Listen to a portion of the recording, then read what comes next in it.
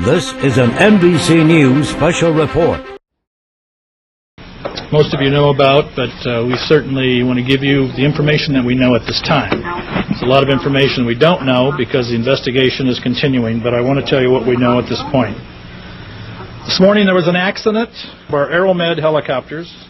Actually, it's the helicopter that's 14 years old. And the cause of this accident is still under investigation. The FAA is here and making that investigation.